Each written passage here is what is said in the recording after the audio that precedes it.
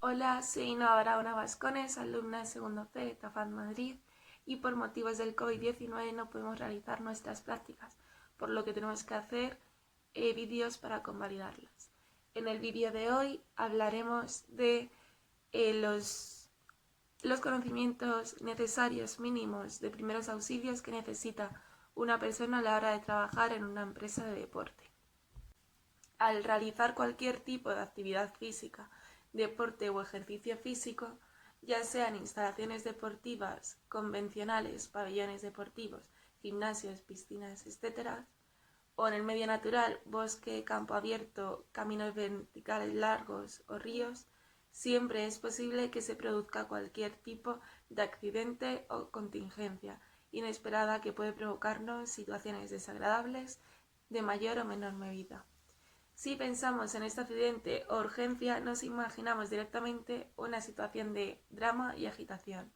Si no disponemos de personas especializadas, enfermeros y o médicos, la ansiedad y la incertidumbre inevitables en esta situación pueden jugar malas pasadas, bloqueando a la persona y no sabiendo reaccionar.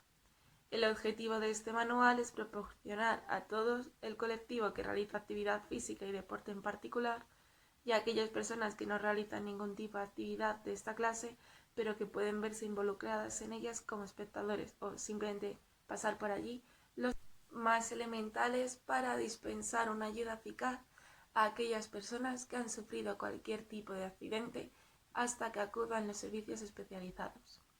Con estos conocimientos se estará capacitando para intervenir, prestando auxilio eficazmente, evitando el empeoramiento o agravando las lesiones producidas, aliviando en lo posible el dolor, infecciones, hemorragias, etc. Y en algunos casos hasta incluso la muerte. Los primeros auxilios son las medidas que se toman inicialmente en un accidente en un lugar donde ha ocurrido independientemente de la gravedad de las lesiones que se produzcan, hasta que aparece la ayuda sanitaria. Son actividades fundamentales ante una urgencia. Los medios de reanimación de que disponen los centros sanitarios son cada vez más sofisticados, pero esos primeros momentos después del accidente, lejos del centro hospitalario, son decisivos para su evolución posterior del accidentado. Por ello es fundamental que la sociedad posea los conocimientos para saber actuar en esos instantes. Para realizar esos primeros auxilios, esa capacidad puede suponer la diferencia entre la vida y la muerte, entre una situación de invalidez temporal o permanente, o también entre una recuperación rápida y una larga convalecencia en el hospital. Toda la población debería tener la capacidad de decisión para actuar con responsabilidad y criterio cuando la situación lo requiere, ayudarse a sí mismo y también ayudar a los demás, pues es al mismo tiempo una muestra de solidaridad con el prójimo. Los objetivos de los primeros auxilios son conservar la vida, evitar complicaciones físicas y psicológicas, ayudar a la recuperación y asegurarse el traslado del accidentado a un centro asistencial. Los principios generales de los primeros auxilios lo expliqué hace poco en un vídeo. Si aún no lo has visto, míralo antes de seguir. Y ahora seguimos. Las normas generales para prestar primeros auxilios. Ante un accidente que requiere la atención de primeros auxilios, ustedes como auxiliador deben recordar las siguientes normas. Actúe si tiene seguridad de lo que va a hacer. Si duda, es preferiblemente que no haga nada, porque es probable que el auxilio que preste no sea adecuado y que contribuya a agravar al lesionado. Conserve la tranquilidad para actuar con serenidad y rapidez. Esto da confianza al lesionado y a sus acompañantes. Además, contribuye a la ejecución correcta y oportuna de las técnicas y procedimientos necesarios para primeros auxilios. De su actitud depende la vida de los heridos. Evita el pánico. No se retire del lado de la víctima. Si está solo, solicite la ayuda necesaria, elementos de transporte, etc. Efectúe una revisión de la víctima para descubrir lesiones distintas de las que motivaron su auxilio y atención y que no pueden ser manifestadas por los lesionados o sus acompañantes. Haga la valoración de la víctima. De acuerdo con no olvide que las posibilidades de supervivencia de una persona que necesita atención inmediata son mayores, si esta es adecuada y si el transporte es rápido y apropiado. Haga una identificación completa de la víctima, de sus acompañantes y registre la hora en que se produjo la lesión. Dé órdenes claras y precisas durante el procedimiento de primeros auxilios. Inspeccione el lugar del accidente y organice los primeros auxilios según sus capacidades físicas, juicio personal y recuerde, no luche contra lo imposible. Lesiones deportivas más frecuentes. La lesión deportiva puede ser definida como aquel accidente traumático o estado patológico como consecuencia de la práctica deportiva. El incremento notable del número de lesiones deportivas en la infancia y en la adolescencia en las últimas décadas puede tener como una de las causas fundamentales la reiteración del mismo tipo de gesto deportivo por realizar el ejecutante una única especialidad deportiva.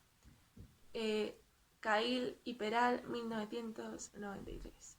Por ello, la necesidad de una práctica variada de la actividad física como criterio que esto orienta a la salud, como comentan Davis y Kolbs en 2000.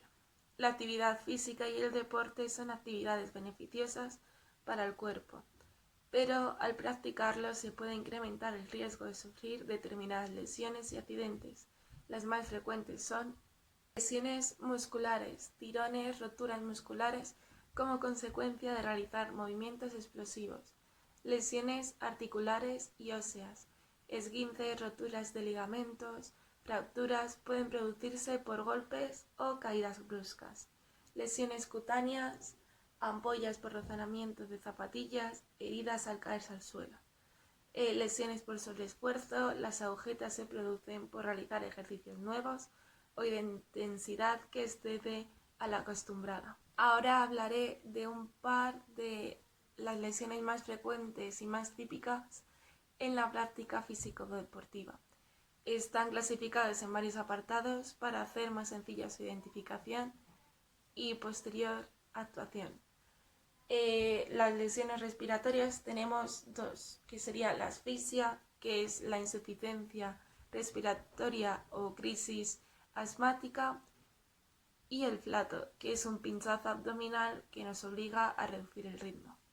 Luego en las lesiones térmicas tenemos tres, que serían la deshidratación, que es cuando tienes la piel seca y caliente, mucha sed, saliva blanca y pequeña y disminución del rendimiento. Luego también tendríamos la insolación, que es cuando tienes dolor de cabeza, sudor frío, mareo y vómitos. Y por último, la hipotermia, que es cuando tienes excesivo frío, carne gallina, temblores y aceleración cardíaca. Otras posibles lesiones que podemos encontrarnos serían las picaduras, que es por la mordedura de un insecto, la intoxicación, que es inhalación o ingesta de tóxicos, o quemaduras, que sería el contacto extremo con calor extremo.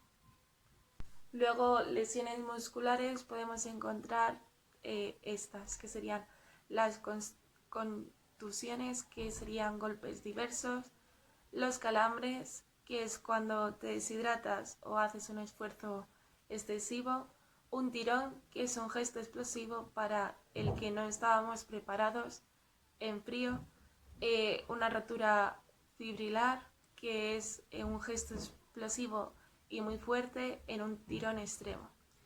Las agujetas, que aparecen cuando se hace un esfuerzo no habitual o una carga excesiva, y por las roturas de fibrillas. Tendinitis, que aparece por la carga de trabajo excesiva y la inflamación del tendón. Luego, en lesiones articulares tendríamos el esguince, que su causa es por doblar demasiado la articulación y sería la lesión de ligamentos de la articulación. Luego una fractura, que puede ser por una caída, una torsión o un golpe brusco. Y por último una luxación, que sería por un golpe o sacudida brusca un desplazamiento de la articulación de su sitio. En la pérdida de conocimiento podemos encontrar 3 casos distintos, que sería la lipotimia, epilepsia o el coma etílico. La lipotimia también se llama desvanecimiento, desmayo o síncope. Consiste en la pérdida de conocimiento de forma breve, superficial y transitoria, debida normalmente a la disminución más o menos brusca del flujo sanguíneo que llega al cerebro y por tanto también del oxígeno, lo que provoca una isquemia cerebral. Suele acompañarse de manifestaciones previas a la pérdida de conocimiento, como la sensación de mareo y de flojera en las piernas. La lipotimia también se llama desvanecimiento, desmayo o síncope. Consiste en la pérdida de conocimiento de forma breve, superficial y transitoria, debida normalmente a la disminución más o menos brusca del flujo sanguíneo que llega al cerebro y por tanto también del oxígeno, lo que provoca una isquemia cerebral. Suele acompañarse de manifestaciones previas a la pérdida de conocimiento, como la sensación de mareo y de flojera en las piernas. Sus causas serían el miedo, las emociones intensas, las visiones desagradables como la sangre, el calor, el agotamiento, los ambientes cerrados, la falta de aire fresco, también favorecen el mecanismo de producción. La postura, por ejemplo, permanecer de pie en reposo, quieto, durante un día caluroso o incorporarse bruscamente después de haber estado un rato tumbado. Frecuentemente aparecen juntas varias de ellas. En el caso de que pase, si la persona siente que se va a marear, hay que sentarla con la cabeza agachada, tumbada, en posición de decúbito supino, elevando las piernas 45 grados. Aflojarle la ropa que le oprime y mantenerla en reposo hasta que esté bien. Si la persona se ha desmayado, colocarla en decúbito supino y elevarle las piernas 45 grados. Mantenerle la permeabilidad de la vía aérea y asegurar de que respira. Aflojarle la ropa que le oprime y mantenerla tumbada durante unos minutos. Retirar a los curiosos del lugar. Crisis epilépticas. Enfermedad que afecta al sistema nervioso y en la que aparecen crisis caracterizadas por la pérdida de conocimiento, convulsiones, acompañado a veces por salivación extrema. Tiene distintas fases. En ocasiones, las crisis suelen ir precedidas de sensaciones premonitorias, aura. Inicialmente el sujeto suele gritar, pierde el conocimiento, busca y repentinamente cae al suelo. Fase de contracción muscular intensa y generalizada, con breve paro respiratorio, 10-20 segundos, que ocasiona la aparición de cianosis en labios y cara. Fase de sacudidas musculares breves generalizadas, respiración ruidosa, hipersalivación, pérdida de orina, el paciente puede morderse la lengua y expulsar espuma por la boca. Periodo postconvulsivo, progresivamente el sujeto se despierta confuso, desorientado y no se acuerda de lo que ha pasado. Dejar que suceda la crisis. Apartar los objetos de alrededor de la víctima para evitar que se lesione. Colocar un objeto blando bajo la cabeza, así como intentar almohadillar el suelo con mantas. Aflojar las ropas alrededor del cuello y la cintura. Intentar introducir un objeto blando en la boca para evitar que se muerda la lengua. Nunca duro, ya que podría dañarse los dientes o la mandíbula. Colocar a la víctima en posición lateral de seguridad durante el periodo de postconvulsión. Explorar posibles lesiones debido a la caída como heridas o fracturas. Remitir al accidentado al centro médico una vez haya pasado la crisis. Las crisis suelen durar menos de 10 minutos. Si no despierta pasado ese tiempo, llamar al 112 y evacuar. Coma etílico. El consumo de bebidas alcohólicas en las que la fermentación del azúcar ha producido alcohol se remonta seguramente a varios milenios. Las bebidas destiladas de mayor concentración alcohólica son las más recientes. La intoxicación aguda pasa por diversas fases que dependen de la concentración de alcohol en la sangre. El alcohol es rápidamente absorbido por el tubo digestivo. Tomando en ayudas, a los 5 minutos se percibe sus efectos. Síntomas: efectos sobre el sistema nervioso central, en el habla, en los reflejos, en la marcha, alteraciones de la conciencia, mareos y vómitos. Pasa de euforia inicial a un estado de confusa embriaguez que culmina en el coma, pérdida de sensibilidad y de reflejos. ¿Cómo se debe actuar? Se debe llamar al 112, evitar el enfriamiento del paciente, evitar que el paciente se deshidrate. Si puede beber, se le administrará agua con azúcar y bicarbonato, una cucharadita de cada elemento en un vaso de agua, en pequeñas y repetidas dosis. Vigilancia de la respiración. Si perdió la conciencia, evitar que el paciente se ahogue con su propio vómito, colocándolo en posición lateral de seguridad. Si existe parada cardiorrespiratoria, iniciar RCP. En los traumatismos se encuentran las roturas musculares, contusiones, esguinces, luxaciones, fracturas, heridas y politraumatismos. Se considera traumatismo cualquier agresión que sufre el organismo provocada por la agresión de un agente externo. Existen distintas clases. Las roturas musculares se producen cuando el músculo se estira y se rompe. Compararemos una goma elástica con nuestros músculos.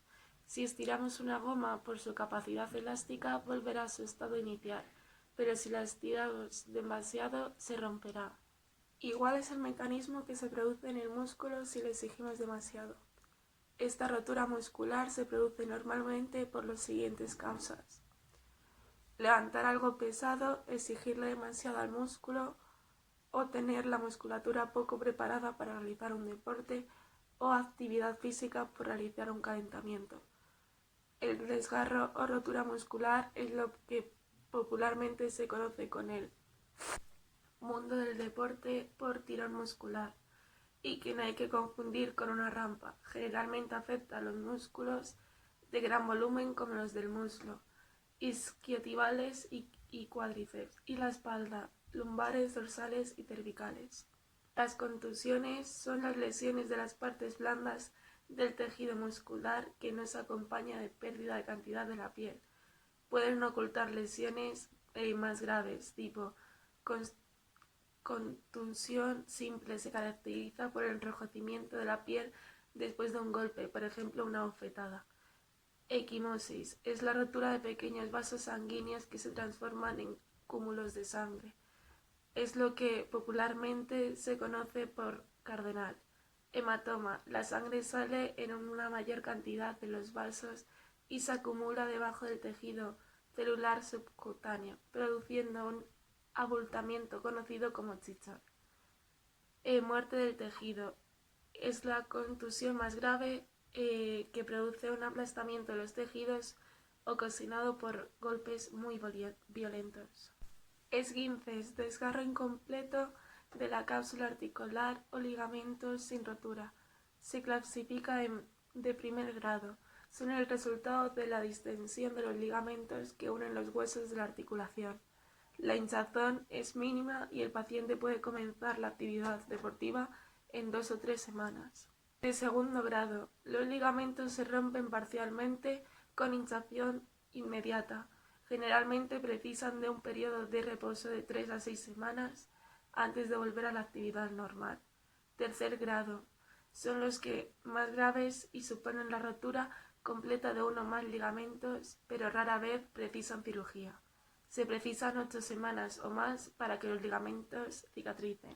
Las luxaciones son desplazamientos permanentes de un extremo del hueso fuera de la articulación. Las heridas es la pérdida en la continuidad de la piel o de los diferentes órganos producidas por un corte, desgarro, rasguño, contusión, etc. Las heridas pueden ser clasificadas en leves y graves en función de una o varias características como la profundidad, extensión, localización, suavidad evidente, cuerpos extraños o signos de infección. Y este ha sido todo el vídeo de hoy. Espero que os haya gustado y hasta pronto.